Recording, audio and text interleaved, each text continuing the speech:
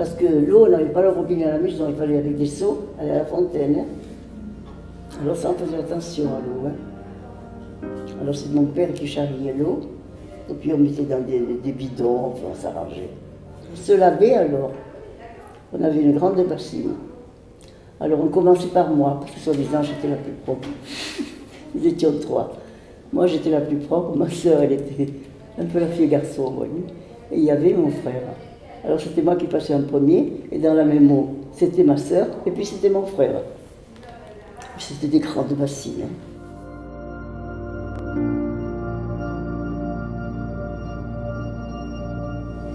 Alors on les prenait là. On restait à la campagne. C'était bien avant les campagnes, c'était plus propre que maintenant. Mes parents, regardaient quand ils avaient des poulets, ils enlevaient les dépouillaient, et on mettait de côté, c'était pour les poussins. Voilà. Et ils avaient des poulets, parce qu'ils avaient un petit jardin et on élevait des poulets, quoi. Et c'était pour les fêtes. On attendait le coup pour remettre au moment des fêtes. Et voilà. On avait des légumes et des fruits tout frais. Ça, c'était bien. Voilà, on avait quelques légumes, pas tous, parce qu'on était obligé d'en acheter aussi. La calcémée et une nécessité d'achat. On faisait des légumes et fruits. En fait, on achetait quand même des pommes de terre, quelques légumes, quoi. Le peu qu'ils plantaient, on l'utilisait et puis on rachetait. Tandis que maintenant, on ne sait pas d'où ça vient. Et ça, c'est embêtant.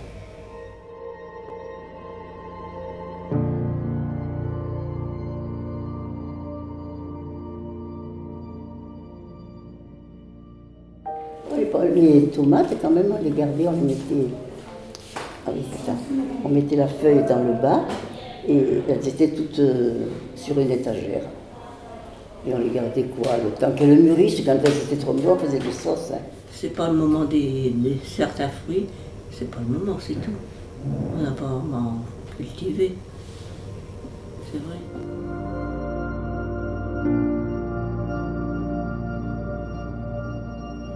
Peut-être pas nous, mais enfin quand même, on fait moins attention que ce qu'on faisait dans le temps. Pour tout. Pour la terre, pour l'eau, pour tout. Là maintenant, c'est de l'abondance. Et puis, au bout d'un certain temps. Question pour la nourriture, les plantes, les légumes. On devrait fabriquer des choses bien naturelles. Pas prendre des produits qui ne sont pas bons. C'est ce qu'ils font en ce moment, de toute façon. Ça serait plus simple. Il y aurait moins de malades. Vous n'êtes pas d'accord?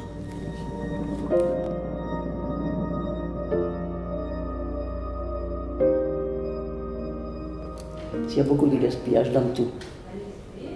Dans tout. Parce que moi, vous voyez, les vêtements, par exemple, ils passaient à ma soeur, ils passaient à moi, puis c'était à ma soeur.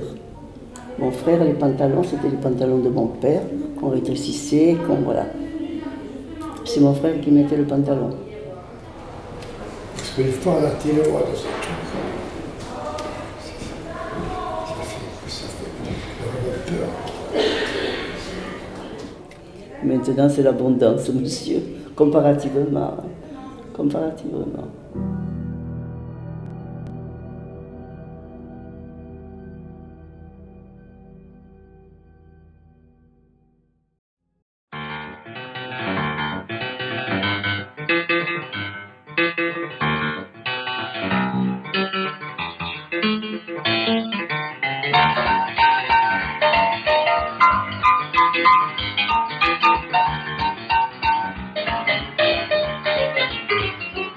L'écologie, c'est un état d'esprit, mais à la base, c'est quand même une science. Hein. Ça vient du grec oikos, logos. C'est la science, en fait, des interactions entre l'homme et son milieu. On en parle de plus en plus. On voit les ravages de la pollution sur la planète. Donc je pense que tous les citoyens en ont plus ou moins conscience. Je trouve qu'il y a une bonne énergie. Depuis qu'il y a la Biocoop, ça se développe un peu plus, l'écologie aussi. Parce que c'est un peu un lieu comment dire, fédérateur.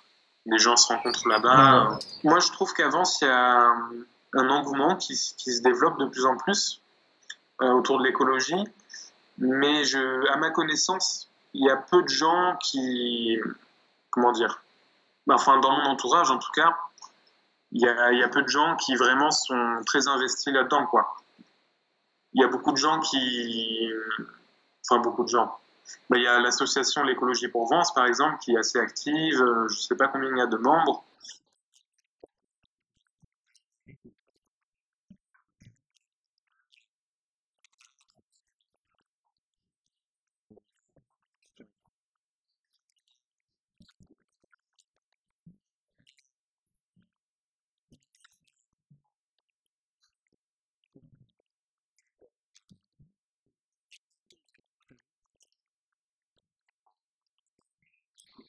Voilà, c'est pas pour autant que les gens, les membres de l'association, vont composter leurs déchets, par exemple, ou ne prennent pas la voiture.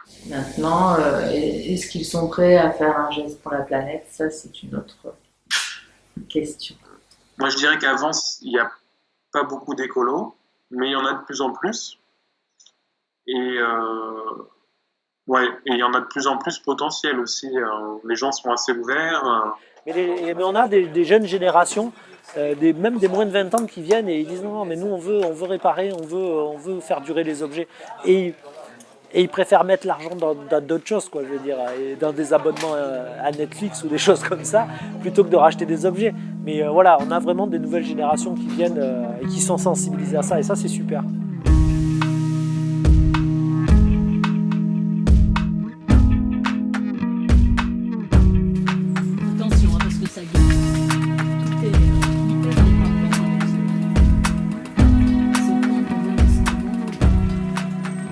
Je suis devenu adjoint à l'environnement de ma commune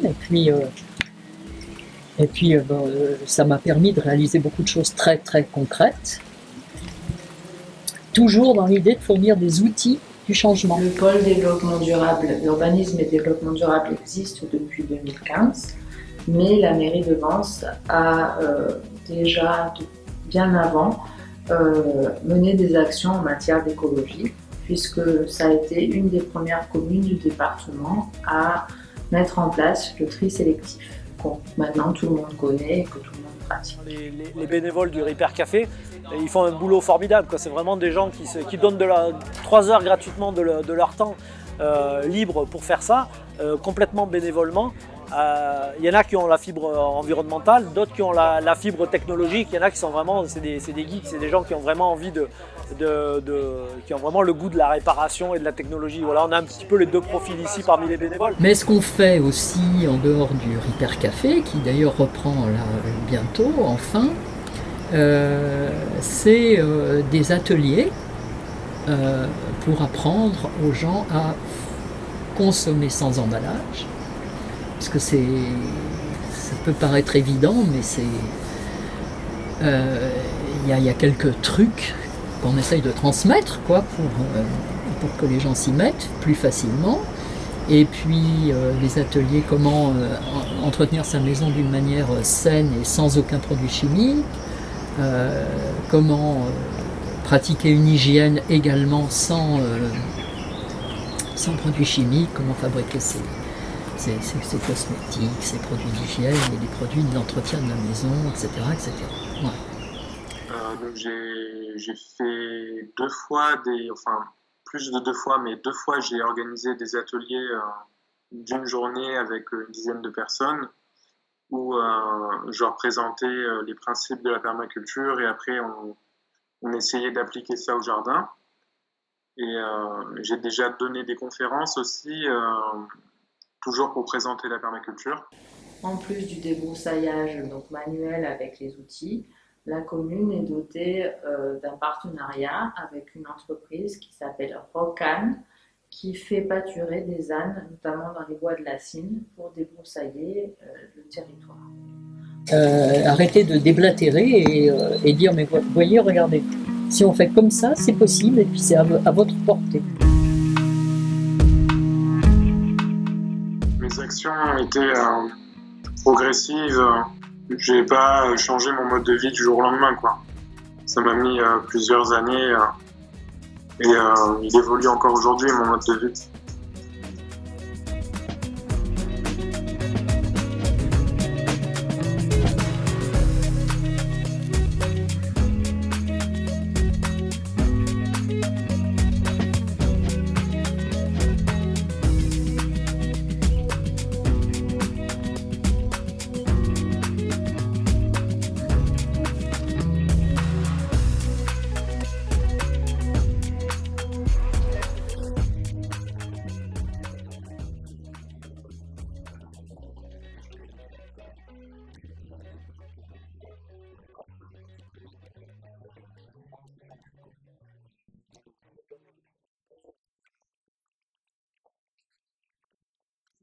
Par exemple, si je dois aller en ville, bon, c'est un peu pentu vers chez moi, mais j'essaie d'y aller à vélo quand j'ai l'énergie, quoi.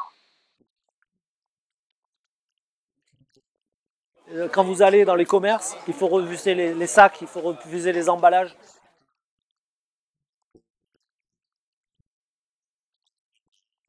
Arrêter de produire des déchets, c'est à la portée de absolument tout le monde. Et ça a un impact à la fois en amont. Regarde un peu ce que tu consommes, regarde ce que tu achètes, regarde dans quelles conditions tu les achètes. Et en aval, regarde ce que ça devient et regarde les dégâts que ça fait. Et faisons autrement. Installer un composteur pour justement gérer tous les déchets qui ne sont pas des déchets ménagers et qui sont biodégradables. Réparer à la place de jeter. Quand je dois jeter de l'eau, par exemple, si je dois laver une salade ou quoi, au lieu de jeter l'eau, je vais essayer d'arroser des plantes dans la maison avec cette eau-là. En général, il y a les 5 R, je ne me rappelle jamais des 5 au total, mais je sais qu'il y a réparer, refuser, recycler, réutiliser. Voilà, c'est vraiment, il y a vraiment des gestes faciles à faire quand vous faites vos courses, quand vous réfléchissez. Voilà, il faut se mettre ça en tête et ça doit devenir un réflexe.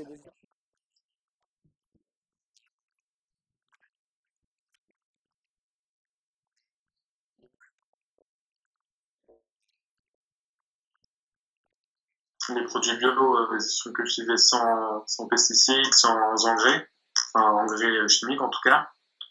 Donc le fait de consommer ces produits-là, ça fait qu'on pollue moins la terre, les sols. Et en plus de ça, ça pollue moins nos corps parce que des résidus de traitement chimique peuvent se retrouver dans nos corps en mangeant des produits qui ne sont pas bio.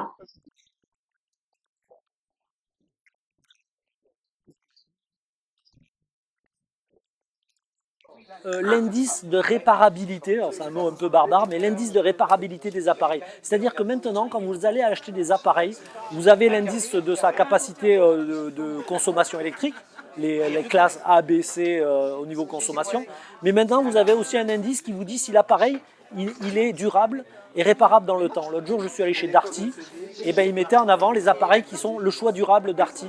Ça veut dire que c'est des appareils dont on maintient les pièces détachées longtemps, donc on peut les réparer pendant longtemps parce qu'on trouvera les pièces détachées pendant longtemps, et parce que les appareils sont démontables.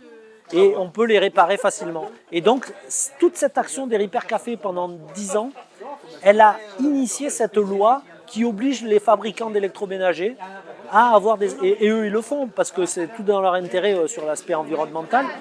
Et ils font... donc, on a maintenant des appareils qui sont de plus en plus réparables. Donc, il suffit de se gendarmer un tout petit peu, de faire gaffe. Pendant quelques temps, après, ça devient des automatismes. Alors, tout le monde sait que le plus dur à changer, c'est les habitudes, mais ça coûte rien de changer ses habitudes. Ça coûte juste un petit effort. Parce que les plus petits, eux, très souvent sont très très sensibles à tout ça. L'écologie, c'est écologie. Et ça me parle. Non, je n'entends pas parler. Je t'explique ce que c'est. C'est quand on fait attention à la planète. Préserver l'environnement, prendre soin de notre planète. C'est quand on... C'est quand, comment dire? Enfin, ça me fait penser à Quand, par exemple, tout ce qui est pensé pour la planète. la nature et les animaux aussi, et la mer, les coquillages, le sable. Parce que dans la mer, il y a des tortues qui avalent le plastique. Et sinon, elles vont mourir. Et les poissons aussi. Il y a des gens qui s'en fichent un peu de l'écologie. Si la planète elle est sale, ça veut dire que ça fait du mal aux animaux qui y habitent. C'est les arbres, les animaux, tout ce qui est naturel. Quand on fait attention à la planète, c'est le respect de la nature. C'est un vrai problème pour l'écologie et la planète. Ça peut polluer et du coup c'est moins bien. On fait comme si on pourrait avoir à l'infini tout ce qu'on voulait sur la planète, sauf que c'est pas vrai, on détruit des choses importantes. Et qu'il faut la protéger. D'entretenir la planète pour qu'elle soit bien propre. Aujourd'hui, être écolo, c'est un peu être à contre-courant en fait. Je suis pratiquement sûr qu'en fin de compte, ça revient moins cher si on n'achète que des produits peu transformés et qu'on les prépare nous-mêmes, ça revient moins cher. Arrêter la déforestation. Il faut arrêter de déforester les forêts. Contre la déforestation, le réchauffement climatique. Jeter moins de déchets par terre. Des déchets qui sont sur la planète et qui envahissent le monde. Mieux préserver la nature. Il y a des fois des animaux qui peuvent en manger et mourir. Et c'est pour ça que la planète, elle est polluée. Les gens, la plage, ils jettent jamais leurs affaires. Du coup, l'eau, elle prend les trucs et ça tue des animaux. Et en plus, apparemment, ça fait... En vrai, il y a comme des nouvelles îles, mais que en déchets. C'est pas bien. Je pense que je suis éco-citoyenne dans le sens où je fais attention à tout ça. Ça ne me prive absolument pas. Au contraire, ça me donne de bonheur d'espérer être le moins toxique possible. Voilà.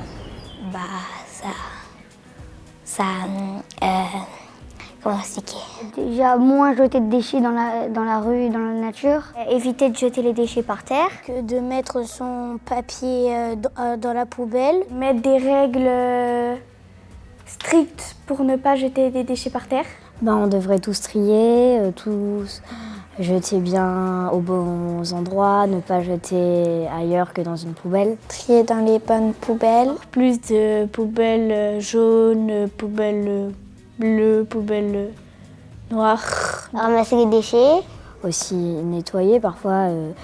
Aller à la plage ou dans une forêt, prendre des gants, un sac plastique et aller récolter les déchets. Envoyer plus de gens pour ramasser les déchets.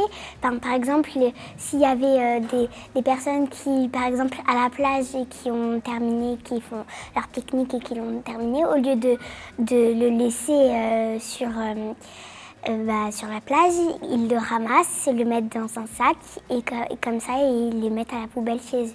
Il faudrait fermer les poubelles parce que sinon il y a des papiers qui vont s'envoler, ça va jusqu'à la mer. Donc les bouteilles en plastique dans l'eau, parce qu'on dit ça va aller au fond de la mer, mais par exemple ça va aller sur notre plage et on ne pourra plus y aller, tellement ce sera plein de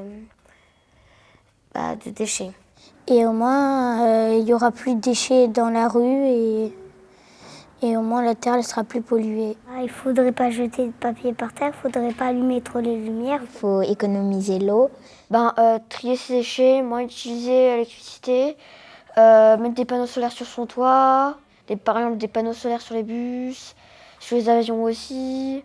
Sur les bateaux, mettre des espèces de roues hydrauliques. Il faut moins utiliser les voitures. D'utiliser moins souvent les transports. Déjà moins prendre la voiture. Ça rejette du gaz toxique.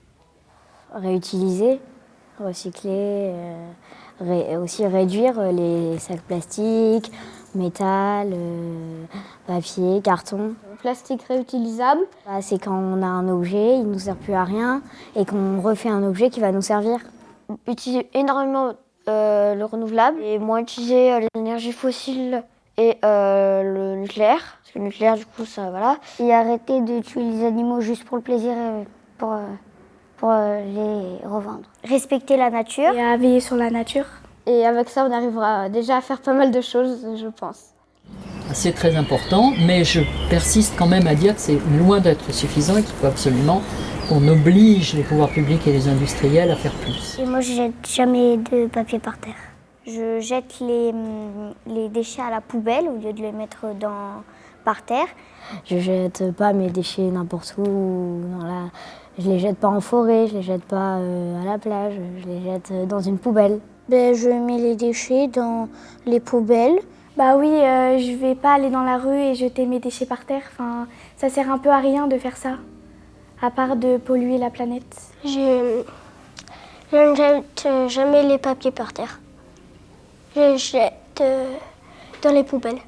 J'essaye de mettre mon goûter, par exemple, le mieux dans la poubelle. Je ramasse des déchets. Et quand je vois un déchet par terre, j'essaye de le ramasser s'il n'est pas si sale. Quand je vois un déchet, je vais le mettre à la poubelle. Des fois, les professeurs qui demandent de ramasser tous les déchets. On ramasse les déchets sur la plage. Et avec mes copines, on a ramassé plein de déchets. Je trie les déchets. On trie les déchets. Bah oui, je trie. Et on trie aussi, donc les déchets, ça aussi, ça peut aider, voilà. Quand ma sœur, elle fait pas attention et qu'elle sort de la chambre des parents et qu'elle laisse la lumière allumée, moi je l'éteins. Moi, j'utilise pas ma lumière souvent. Et je prends pas longtemps mes douches. J'évite de consommer le moins d'eau possible. On essaie d'utiliser le moins possible d'énergie. On essaie de prendre moins la voiture. Mon père, il a son propre potager et des fois je l'aide à planter des choses. Enfin, je sais pas. Je fais ce que je peux comme que je peux faire, quoi. Enfin, c'est compliqué à expliquer. Le seul capital qui vaille d'être préservé et qu'il faut faire fructifier, c'est la terre. Moi, j'aime pas quand la planète elle est polluée. Je m'inquiète pas trop pour la planète, mais quand même, voir des gens qui font n'importe quoi, c'est quand même un peu inquiétant. Faut qu'il y ait tout le monde qui le fasse. Que tout le monde fasse l'effort pour pas qu'elle meure.